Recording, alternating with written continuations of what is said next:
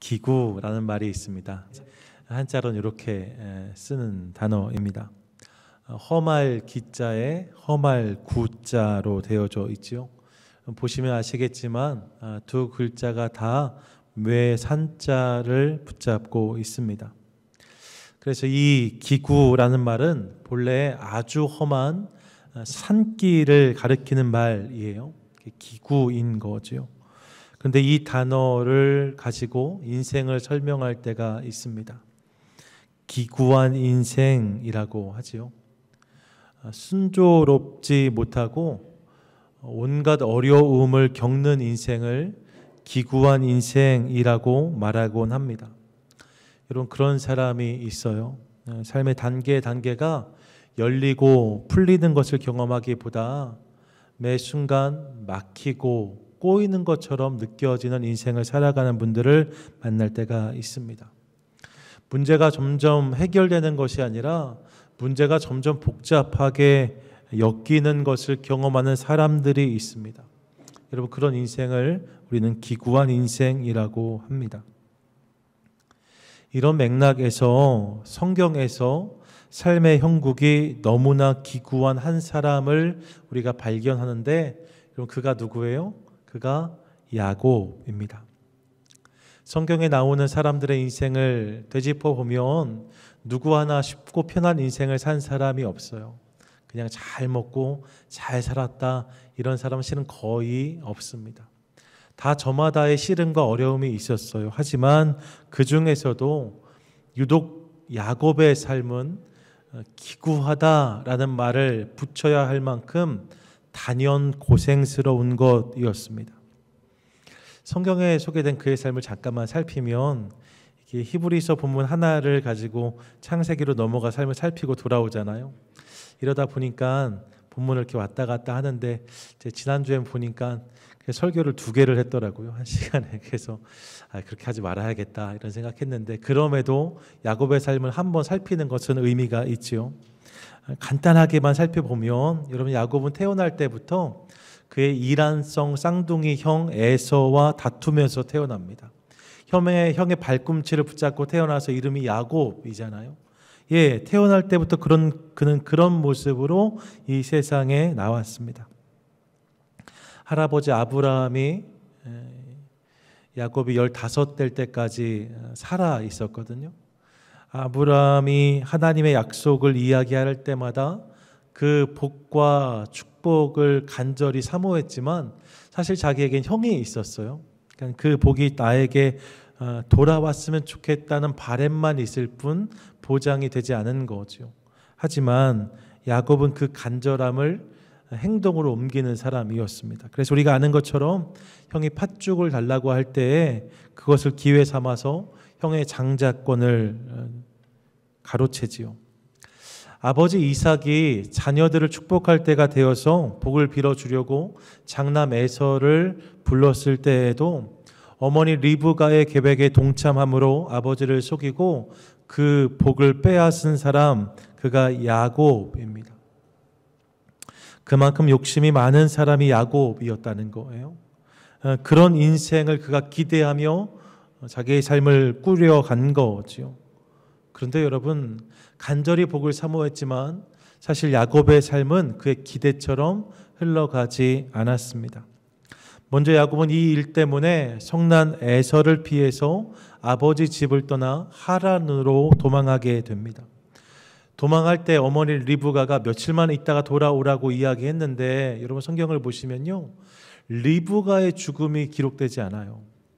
다른 어머니의 자리에 죽음은 많이 기록되어 있는데 리브가의 죽음은 찾아볼 수가 없습니다. 아마도 야곱이 라반의 집에 있을 때 리브가가 세상을 떠나지 않았을까, 그렇게 생각해 보는데, 자기를 너무나 사랑했던 어머니인데 그 어머니를 다시 보지 못할 줄 몰랐던 거죠. 며칠이면 될 줄 알았는데 20년이 걸립니다. 도망해서 만났던 외삼촌이 라반이에요.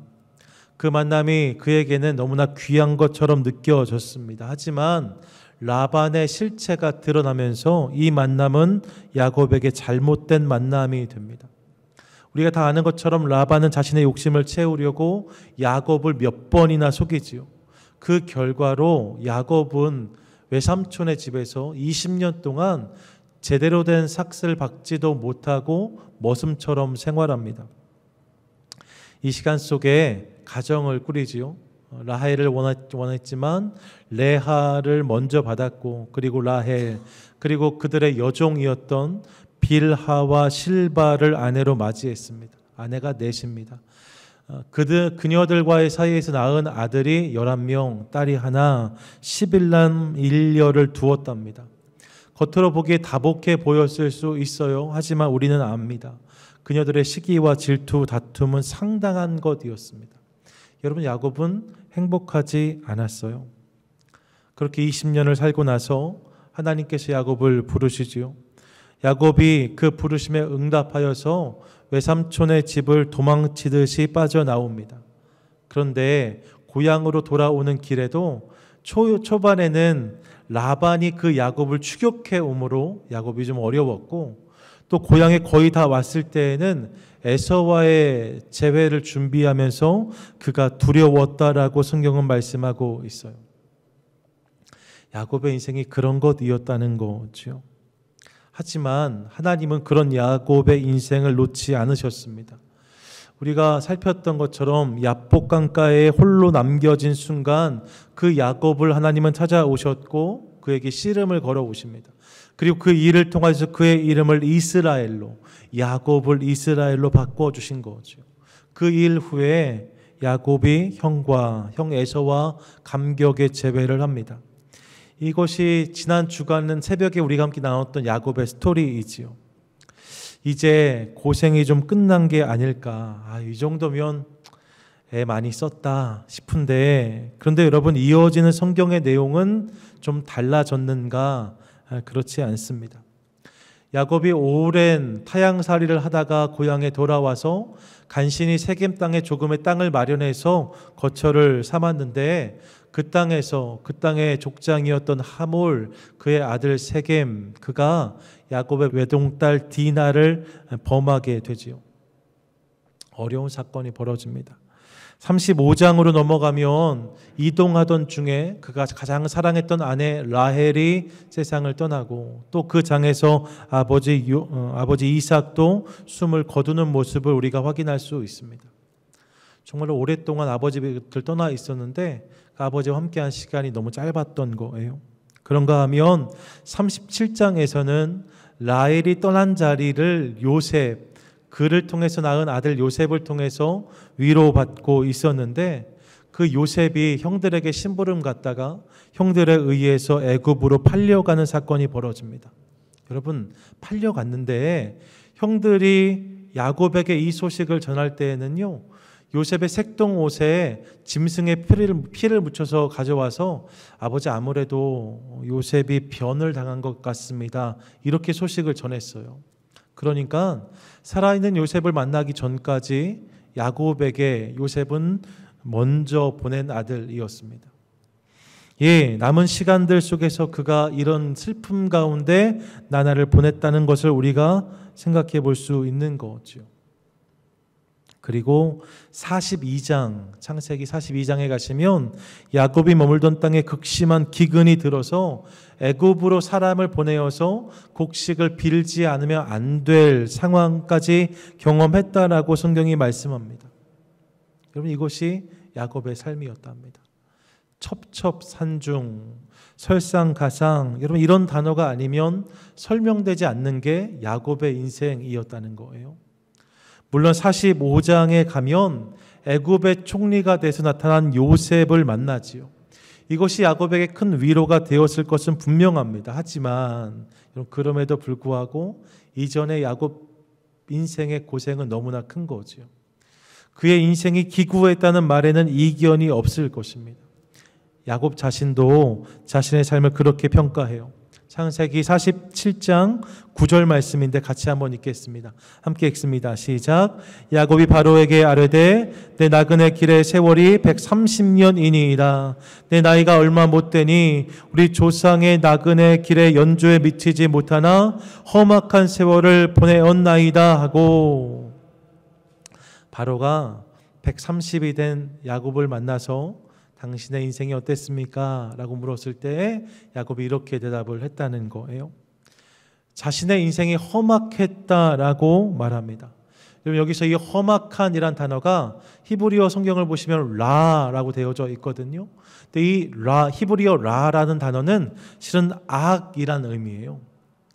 악한, 나쁜 이런 의미를 가진 단어가 라입니다. 선악을 이야기할 때 악이 라인 거죠.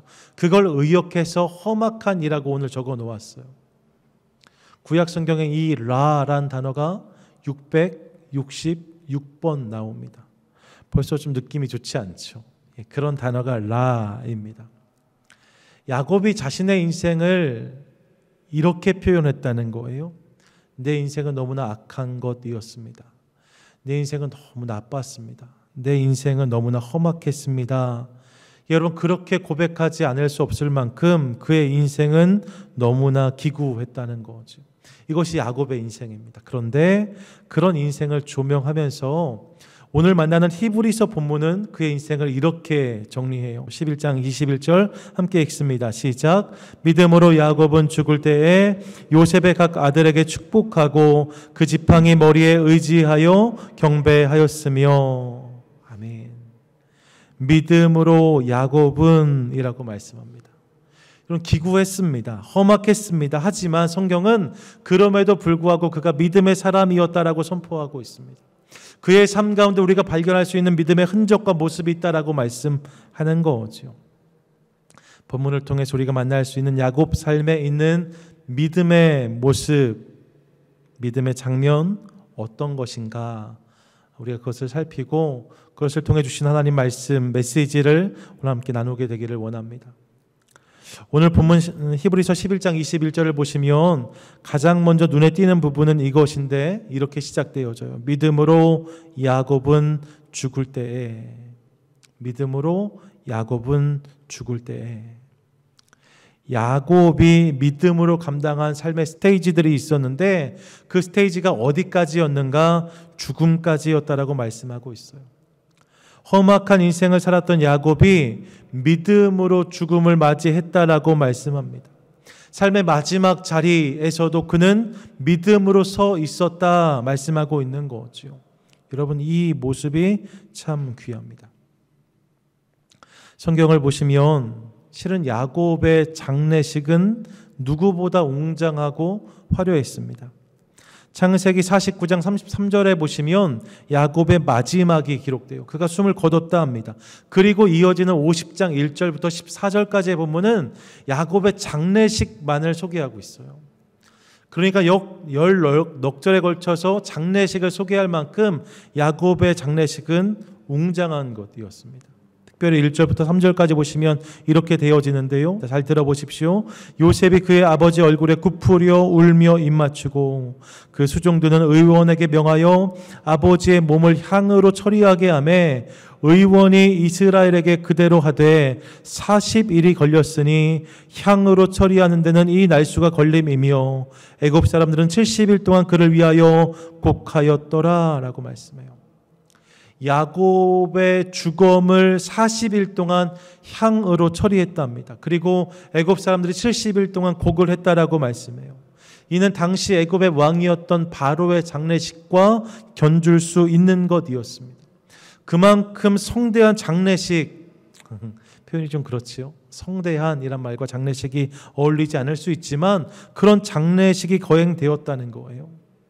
그런데 이 성대한 장례식보다 야곱의 마지막을 더욱 빛나게 하는 기록은 저는 히브리서 11장 21절이라고 믿습니다.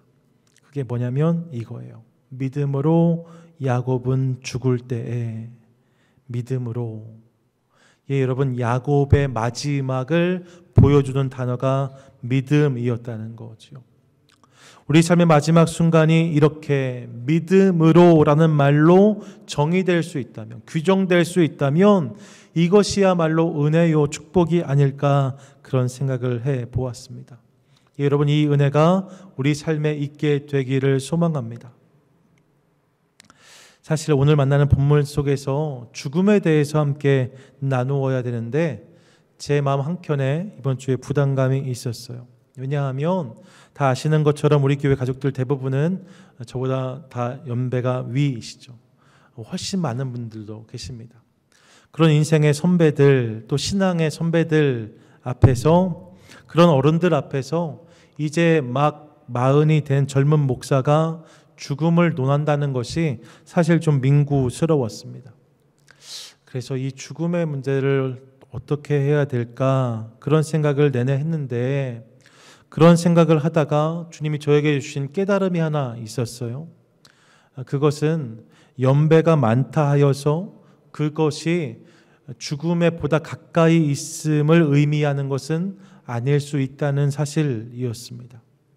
여러분, 나이가 많으시다고 해서 그것이 죽음에 더 가깝다라고 말할 수는 없다는 거예요.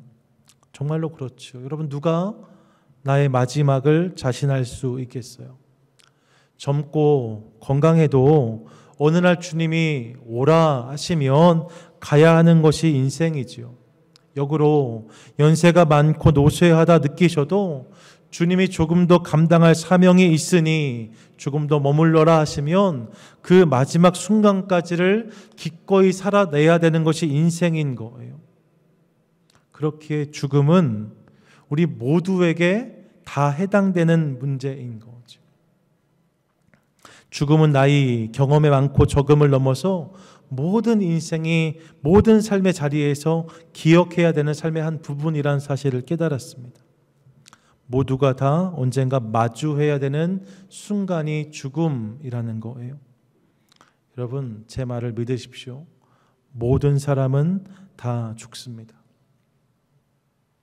그런데 오늘 성경을 보시면 모든 사람이 죽는데 그 죽음이 다 같은 것은 아니다 합니다. 그 죽음 안에 다른 죽음이 있다는 거예요. 어떤 것이요? 성경을 보니까 믿음으로, 믿음 안에서 죽는 사람이 있는가 하면 믿음 밖에서 죽는 사람이 있을 수 있다라고 오늘 성경은 말씀하고 있습니다. 믿음 안에서의 죽음과 믿음 밖에서의 죽음. 여러분, 믿음 밖에서의 죽음 말입니다. 그 죽음은 그 자체로 두려운 것일 수밖에 없습니다. 1980년 3월에 얼마 되지 않은 일이죠. 끼케야 40년 정도 전 일이에요. 프랑스 파리 한 병원에서 삶의 마지막 순간을 마주한 한 노인이 절규하고 있었습니다. 그는 죽음에 대한 공포에 사로잡혀서 비명을 지르다가 고함을 치다가 사람들에게 화를 내고 막 그렇게 자신의 죽음을 부정하려 하였어요. 삶의 마지막 순간을 발버둥치고 있었던 거죠. 알려진 바로는요, 죽음이 너무 무서워서 자신의 병명을 묻지조차 못했다고 하더라고요. 그 병명을 들으면 더 무서울까 봐 의사에게도, 간호사에게, 심지어 아내에게도 내가 무슨 병인지를 묻지 못했대요. 그리고 그는 그렇게 한 달을 고생한 다음에 1980년 4월 18일에 세상을 떠납니다. 그럼 이게 누구냐? 현대 실존주의 사상의 거장이라 불렸던 장폴 사르트르입니다. 그는 생전에 인간의 실존, 즉 다른 사람이 뭐라고 규정하는 것이 아니라 내가 그것을 경험하고 느껴서 선택하는 것이 중요하다는 것을 늘 강조해 왔어요. 그런 맥락에서 그는 늙음도 죽음도 그렇게 설명했습니다. 다른 사람들이 어떻게 말하는 것, 그것 때문에 그것을 두려워하지 말라고 했어요. 다른 사람들이 그렇게 여길지라도 내가 그것을 그렇게 느끼지 않으면 나에게 그것은 그런 게 되지 않으니 늙음도 죽음도 두려워할 필요가 없다라고 말했습니다. 두려움과 부정적 감정 충분히 극복할 수 있다라고 말했어요. 스스로의 힘으로 죽음에 대한 두려움을 거절하고 자유할 수 있다라고 외쳤던 사람이 사르트르였습니다. 하지만 그의 마지막 모습은 그의 그런 말과 너무나 달랐다는 거예요. 그의 마지막은 누구보다 더 큰 두려움과 공포로 가득 차 있었습니다. 그런 사르트르의 죽음을 전한 프랑스 언론에 어떤 사람이 한 투고가 신문 지면 구석에 실렸는데 내용이 이랬다고 하잖아요. 사르트르의 말로가 그렇게 비참했던 이유는 그에게 돌아갈 고향이 없었기 때문이다. 사르트르가 너무나 죽음을 두려워하는 마지막을 보여주었는데 그 이유가 이것이었다는 거죠. 돌아갈 고향이 없었기 때문에, 돌아갈 본향이 없었기 때문에 그래서 그가 그랬다는 거예요. 여러분 맞죠? 믿음 밖에서 맞이하는 죽음은 반드시 그럴 수밖에 없습니다. 두렵고 공포스러운 것일 수밖에 없다는 거예요. 하지만 여러분 믿음 안에서 맞이하는 죽음은 그렇지 않을 수 있습니다. 물론 인간적인 슬픔이 있지요. 여러분 이 슬픔이 없단 말이 되겠습니까? 슬퍼요. 하지만 믿음은 그 슬픔이 지나간 자리에서 소망의 눈을 뜨게 합니다. 몇 년 전에 제가 아는 권사님 한 분이 따님을 먼저 하늘나라에 보내셨습니다. 그 권사님의 둘째 딸이었는데 이 권사님이 참 많이 예뻐하셨고 또 의지했던 딸이라 하셨어요. 천국 환송 예배를 드릴 때 추모 영상이 나오는데 젊었을 때 이 딸을 데려오셔서 미국에서 당시에 가르치기도 어려웠던 바이올린 이런 거 가르치시고 여기저기 여행도 다니고 그래서 나이아가라 폭포 앞에서 또 여기저기에서 찍었던 사진들 하나하나가 지나갔습니다. 그 사진들 보면서 이 권사님에게 그 딸이 얼마나 소중했을까 그런 생각을 했고 저도 모르게 눈시울이 붉어졌어요. 그런 장례가 있었습니다. 그 장례 일정을 다 마치고 맞이한 주일 권사님이 교회에 오셨고 예배를 같이 드리셨고 예배 후에 권사님과 제가 이렇게 마주 앉을 수 있는 기회가 있었습니다. 마주 앉았는데 무슨 말을 해야 될지 모르겠더라고요.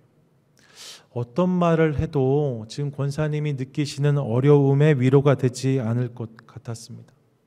한참을 고민하다가 어렵게 입을 뗐지요. 권사님 힘드셨죠? 힘내세요. 이렇게 한마디 하고 그 다음 말이 잘 이어지지 않아서 머뭇거리고 있는데 이 권사님이 저에게 이렇게 말씀하셨어요. 목사님 저는요 하나님이 계셔서 너무 감사해요. 주님이 계시지 않았다면 이 순간을 어떻게 감당했을까 그 생각을 내내 했어요. 그런데 주님이 계시잖아요. 그래서 너무 감사해요. 이렇게 말씀하시더라고요. 그날 딸의 죽음을 맞이한 권사님의 이 고백이 저에게 큰 울림이 되었습니다. 그러면서 믿음으로 마주하는 죽음의 귀함을 한 번 더 확인할 수 있었어요.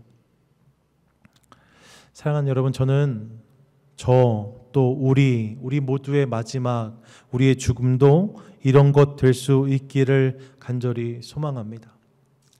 야곱이 그랬던 것처럼 우리의 인생의 마지막 스테이지도 믿음으로라는 말로 귀결될 수 있기를 원합니다.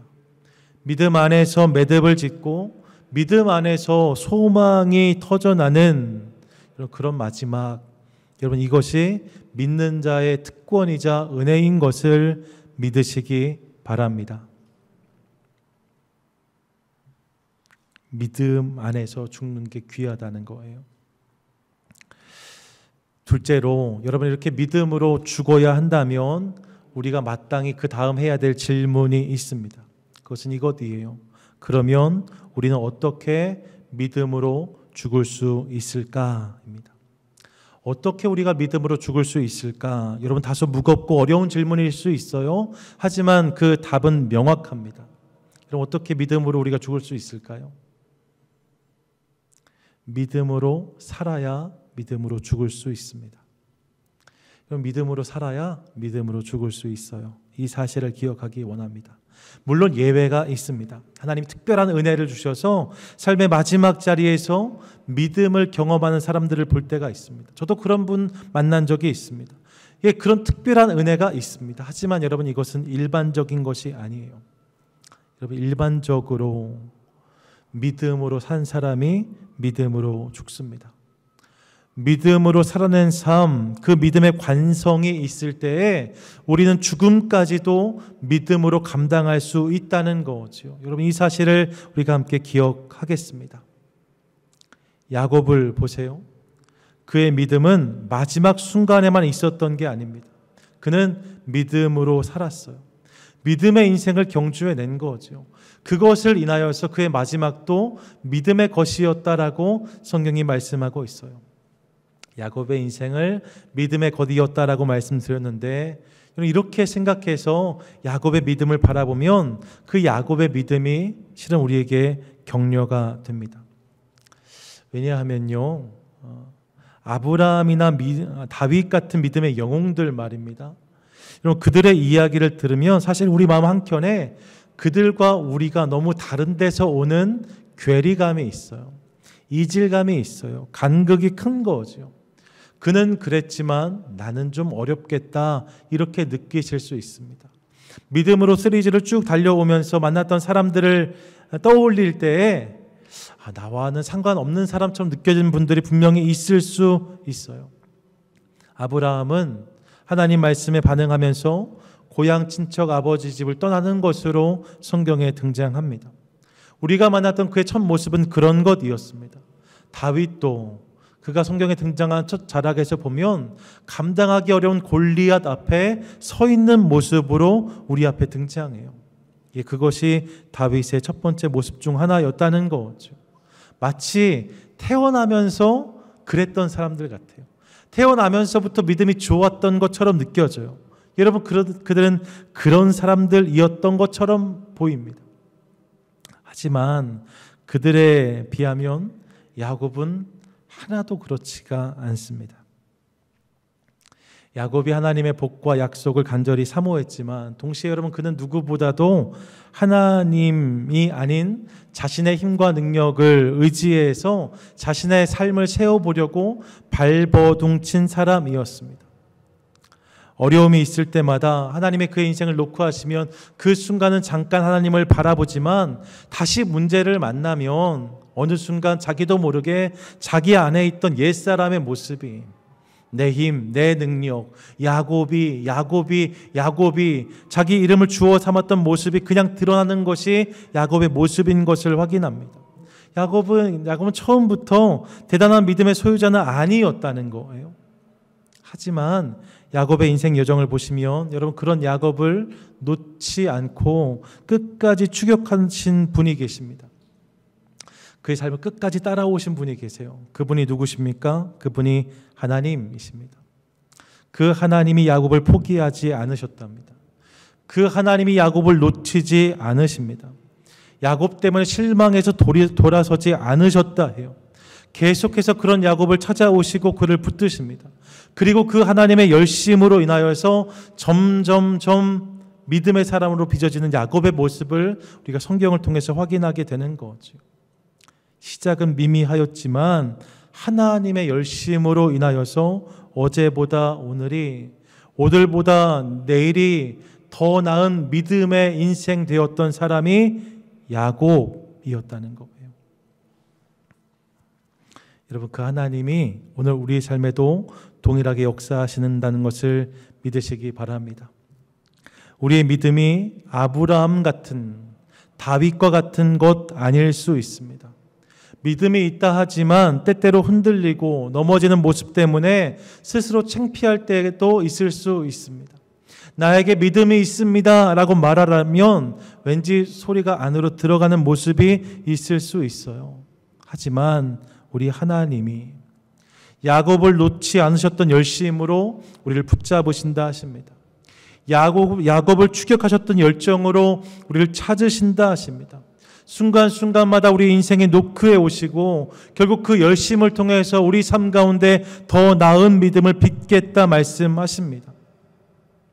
여러분, 그렇기에 늦은 믿음은 없어요. 부끄러운 믿음은 없어요. 어제 흔들렸다 해도 오늘 다시 믿음으로 그분 앞에 서고, 어제 무너졌다 해도 오늘 다시 믿음으로 그분을 바라보면 주님은 그런 우리의 삶 가운데 더 큰 믿음을 주실 줄 믿습니다.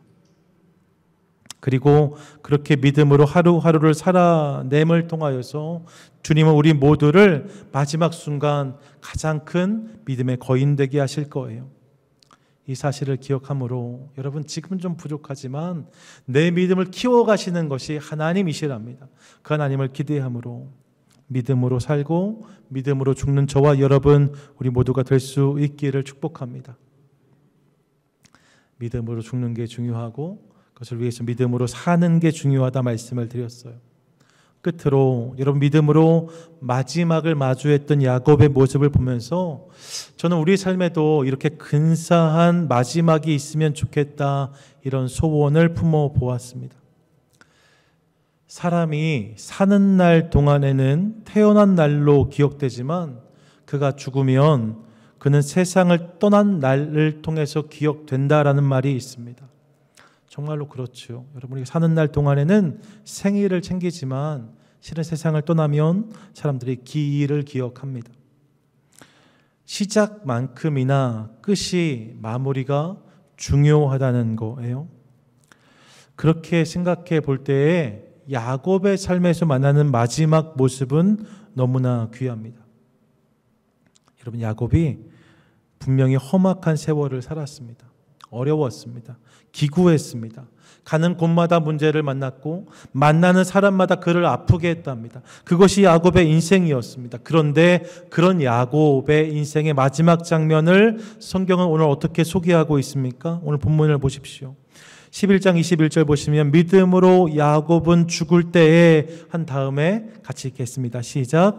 요셉의 각 아들에게 축복하고 그 지팡이 머리에 의지하여 경배하였으며. 아멘. 요셉의 아들들, 그러니까 손주들이지요. 에브라임과 므낫세를 축복하고 지팡이 머리에 의지하여서 경배했다, 하나님을 예배했다라고 성경이 말씀하고 있어요. 이것이 야곱의 마지막 모습이었다는 거죠. 삶의 풍파가 만만치 않았습니다. 너무나 어려웠습니다. 고생천지의 인생을 살아왔습니다. 그런데 그런 야곱의 인생의 마지막 모습이 이런 것이었다라고 성경이 말씀하고 있어요. 여러분, 그런 야곱의 마지막이 너무나 근사해 보이는 거죠. 남서울교회에서 목회하셨던 홍정길 목사님은 이 본문을 대하면서 이런 할아버지가 되었으면 하는 소원을 갖게 되셨다라고 고백하셨어요. 글로 읽었던 고백의 내용을 조금 나누면 이런 것인데, 누구나 그렇듯이 목사님도 젊었을 때에 자녀들을 돌볼 틈이 없었다고 하셨습니다. 자녀 예쁜 줄 모르고 시간이 지나갔다고, 너무 바쁜 일상을 보내다 보니까 그냥 그렇게 시간이 지나간 거죠. 그렇게 좋은 아버지 될 기회를 놓쳐버렸다 하셨습니다. 그리고 나서 이제 할아버지가 되어보니까 손주들이 너무 예쁘더라 하세요. 그런데 어느 날 그 손주들이 이렇게 같이 있는데 아이들이 이야기할 때 아빠 나빠, 아빠 나빠 하더라는 거예요. 그래도 아이들에게는 아빠지만 목사님한테는 아들이잖아요. 내 아들을 왜 저렇게 말하나 싶어서 손주들에게, 야, 니네 아빠 그렇게 나쁜 사람 아닌데 니네 왜 아빠 나쁘다고 하냐? 이렇게 물으셨다는 거예요. 그랬더니 아이들이 아빠 나쁘다고 안 했어요 라고 했다는 거죠. 아빠 나쁘다고 했잖아 지금. 아니요 할아버지, 아빠 나빠 아니고 아빠 바빠, 아빠 바빠, 이렇게 얘기했다는 거예요. 그 이야기를 들으면서 목사님이 그런 아이들을 위해서 내가 채워야 될 자리가 있음을 깨달으셨다 했습니다. 아빠의 자리에 있을 때에는 이런저런 이유로 좋은 아빠가 되지 못했는데 이제 할아버지가 된 지금 좋은 할아버지가 될 기회까지 놓치면 안 되겠다 생각하셨다는 거예요. 손주들에게 하나님의 이야기를 들려주고 신앙의 본을 보여주면서 항상 그런 손주들을 응원해주는 할아버지가 돼야겠다, 이런 생각을 하셨다고 그래서 고백하셨어요. 그 글을 읽는데 할아버지와 할머니의 마음이 느껴졌습니다. 여러분, 손주들 예쁘시죠?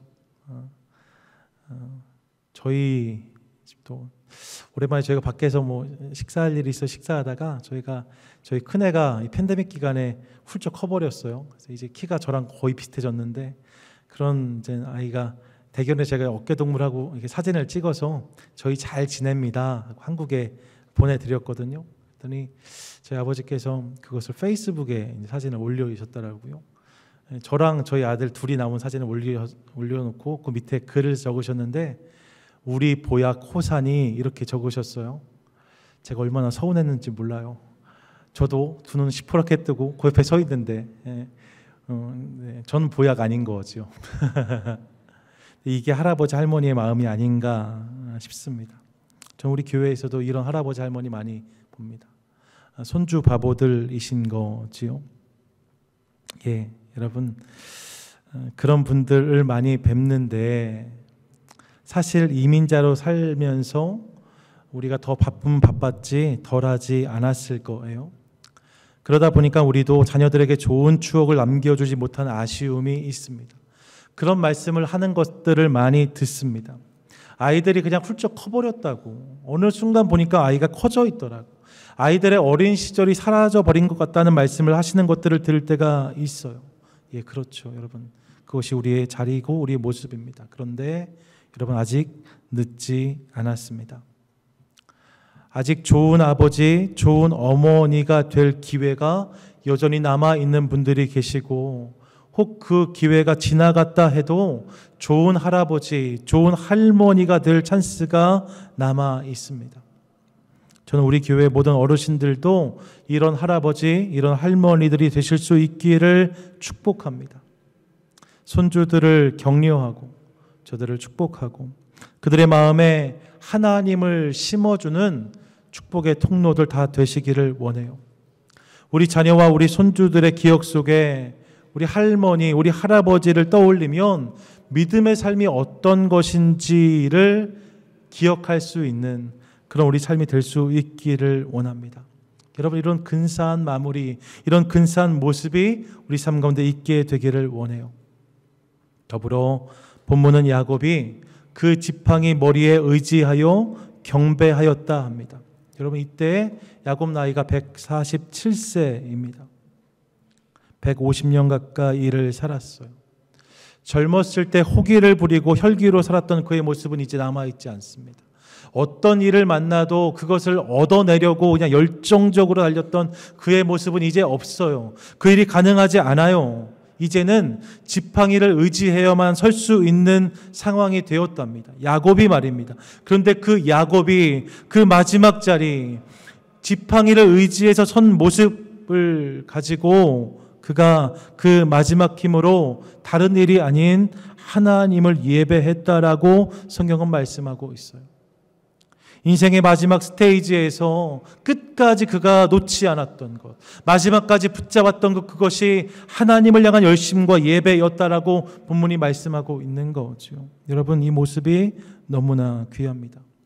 저는 우리 모두에게도 이런 모습, 이런 고백이 있게 되기를 원합니다. 우리 교회 어르신들 많이 계신데요. 아주 가장 연로하신 어르신들 몸에 좀 어려움이 있으셔 찾아뵈면 꼭 하시는 말씀 중 하나는 이거예요. 목사님, 제 좀 회복이 되면 꼭 나가서 예배하고 싶습니다. 교회에 가서 같이 예배 드리고 싶습니다. 이 말씀 꼭 하시거든요. 그 말씀을 들을 때마다 그분들에게 또 우리에게 예배가 얼마나 귀한 것인지를 다시 한번 깨닫게 됩니다. 그런 모습 우리 삶에 있게 되기를 원해요. 마지막 순간까지 주님을 예배하고 마지막 호흡까지 주님을 찬양할 수 있다면 여러분 그것이야말로 믿음으로 라는 말로만 설명할 수 있는 마무리가 아닐까 생각해 보았습니다. 우리가 어떻게 살아왔든지 간에 하나님께서 키워주신 믿음을 가지고 우리의 마지막 그 자리, 그 모습을 이런 것들로 채워갈 수 있기를 원합니다. 예, 다음 세대를 축복하고 하나님을 예배하는 모습이 귀하다는 거예요. 말씀을 마치려고 합니다. 오늘 우리는 기구했던 야곱의 인생 속에서 그의 삶 마지막 부분을 믿음으로라고 평가하는 본문을 대하면서 믿음으로 죽어야 한다는 것과 이를 위해 믿음으로 살아야 된다는 것, 그리고 근사한 마무리를 소원하자고 말씀을 나누었습니다. 전 정말로 저와 여러분 우리의 삶이 그런 것 될 수 있기를 원합니다. 그런데 사랑하는 여러분, 말씀을 마치면서 함께 기억하고 싶은 중요한 사실이 한 가지 있습니다. 그것은요, 누구도 자신의 마지막을 알 수 없다는 거예요. 마지막이 중요한데 누구도 나의 마지막을 알지 못합니다. 그래서 어리석은 사람은 마지막이 없는 것처럼 살고, 지혜로운 사람은 모든 순간을 마지막인 것처럼 산다 했습니다. 여러분, 어떤 인생이 되시겠어요? 저는 전자보다 후자의 모습, 후자의 지혜가 우리 삶 가운데 있게 되기를 원합니다. 매 순간을 그렇게 살아내는 거죠. 그래서 우리 삶이 주님 보시기에 더 아름다운 것 될 수 있다면 그런 소원을 가져봅니다. 바라기는 내 삶의 모든 순간을 그렇게 믿음으로 열심히 살아내는 것을 통하여서 믿음으로 살고 믿음으로 죽는, 믿음으로 인생을 잘 마무리하는 근사한 성도의 삶을 감당하는 저와 여러분, 우리 모두가 되시기를 주님의 이름으로 간절히 축원드립니다. 아멘.